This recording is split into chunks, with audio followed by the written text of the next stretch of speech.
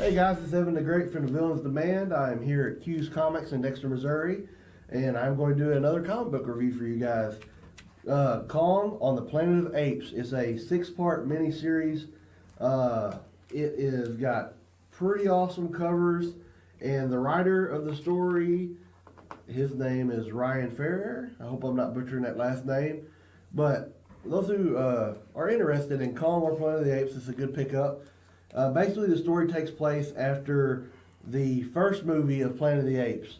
So I would recommend watching that and then reading this. I did not know that going in, so it took me a little bit to figure out what was going on, and then it showed that it was a terrific story.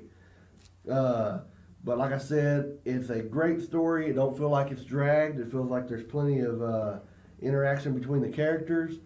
The basic story arc on this is when it starts, there is the Planet of the Apes, and they're in their city and everything, and they find a washed up Kong on their island, or well, New York or wherever they're at, and they are interested in what it is. They don't know if it's a deity. They don't know if it's like a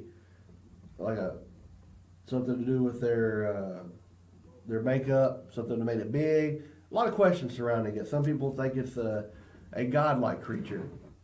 So they decide to go on a voyage and find out the origin of this beast. The voyage takes them like 40-something days, I think, maybe 50 on boat.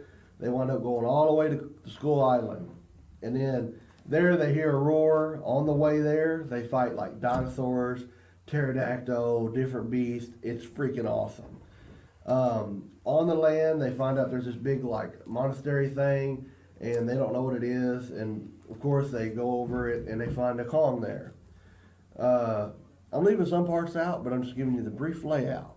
So they find Kong there, and some of them want to like help him and learn about him and see if he's a deity or whatnot. And then there's others who feel like we're just going to capture him. So it gets to the point where the militaristic apes decide, hey, we're going to just knock him out and take him back. Well, they wind up shooting him with some kind of cannon right in the temple. Winds up knocking Kong out. And Kong has these human followers, and one of them has a big role in the books. When you read it, you'll find out. And basically, they bring her back and him, and they use her to lure him. And they knock him out, bring him back to New York. And there, they keep him in chains, and they're going to make him more like they're going to rewrite their history based on him saying he's their deity, and then they're going to keep him chained up. Well, Kong don't like this. They also bring back all these beasts from Skull Island. They're like a mixture of like a dog and dinosaur hybrid. I'm not sure what they call them in the books. Well, they get some of these. Well, they break out, and they're wanting to train them to be mounts. Well, when they break out, they have to put them down. So all this war starts happening. One thing leads to another, and then they're going to attack Kong because he gets raged. And towards the end of it, they wind up having to fight. Kong fights them. They wound him very bad, and he tries to run away and jump in the river with this human that's with him, and it does not work. So they wind up getting back on the city, and then they run to the edge of the cliff towards the end of the book, and he winds up falling down, and I believe it's called the Nowhere Land, Negative Zone. Let me find out real quick. I actually forgot, but that's at the end of the book. They wind up falling down there. And if those who watched the 1968 television series, there's a place where apes are not supposed to go. Humans are supposed to go there. The Forbidden Zone. Sorry, I had to get my book out. But that'd be a little fun commentary on here.